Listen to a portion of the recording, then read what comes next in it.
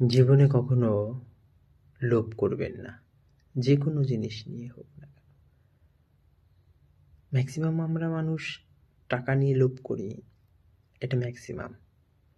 কিন্তু টাকা নিয়ে লোভ করলেই কি টাকা আসে? আসে না। কারণ একটা জিনিস মনে রাখতে হবে, ঈশ্বর আমাদের যতটা দেবে ঠিক ততটাই আমরা পাবো। তার থেকে বেশি লোভ করলে কিন্তু আমরা পাবো না, উল্টে আমাদের লস হবে। কারণ একটি কথা আমরা সকলেই জানি, লোভে পাপ আর পাপে মৃত্যু।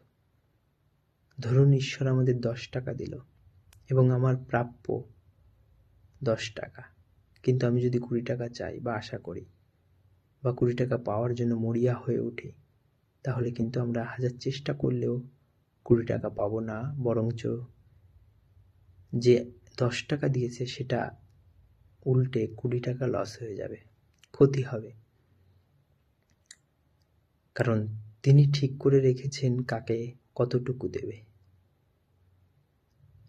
আমরা সকলেই চেষ্টা করি কম বেশি, কিন্তু সকলেই সমান পাই না। কারণ সকলের জন্য ঈশ্বর সমান রাখে না। কাউকে 10 টাকা, কাউকে 20 টাকা, কাউকে 30 টাকা ইত্যাদি। অতএব ভগবান যতটা দেবে ততটা নিয়েই সুখে থাকবেন, সন্তুষ্ট থাকবেন।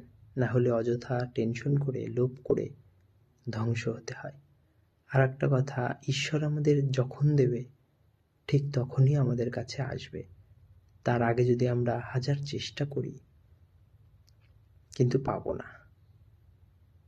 তিনি যখন দেবে ঠিক তখনই আসবে এবং যতটা পরিমাণ দেবে ঠিক ততটা পরিমাণই আমাদের নিতে হবে।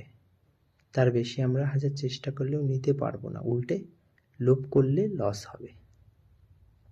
তাই ঈশ্বর যাকে যতটা পরিমাণ দিচ্ছে টাকা, সেটা নিয়েই সুখী থাকবেন, সন্তুষ্ট থাকবেন। কারণ একটি কথা সর্বদা মনে রাখবেন, লোভে পাপ আর পাপে মৃত্যু। এটা চিরন্তন সত্য এবং প্রমাণিত। তাই অযথা টেনশন করবেন না। কারণ এই টাকার জন্য মানুষ দেখুন দেশ বিদেশে ঘুরছে নিজের বাড়ি ত্যাগ করে। এমনকি এই টাকার জন্য নিজের পরিজন আত্মীয়জনের সাথে অনেক ঝগড়া হয়, অনেক মনোমালিন্য হয়, কথা কাটাকাটি হয় এই টাকার জন্য। টাকার জন্য মানুষ মানুষের কাছে জায়গা পায়, আবার টাকার জন্য আপন মানুষ দূরে চলে যাচ্ছে একমাত্র ওই টাকার কারণে। আর সেই টাকা অত সোজা আপনি যতটা চাইবেন ততটাই পাইবেন?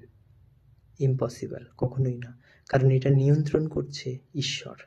কাকে কতটা দেবে সেটা তিনিই ঠিক করে রেখেছেন, একমাত্র ঈশ্বর। ঈশ্বর যেমন আমাদের চালাচ্ছে, আমরা চলছি, ঠিক তেমনভাবে ঈশ্বরও এই টাকাটাকে নিয়ন্ত্রণ করে রেখেছেন, ইকোনমি সিস্টেমটাকে। তিনি প্রতিটা মানুষের জন্য কিছু নির্দিষ্ট নির্ধারিত করে রেখেছে যে একে এতটা দেব, একে এতটা দেব, ওকে এতটা দেব।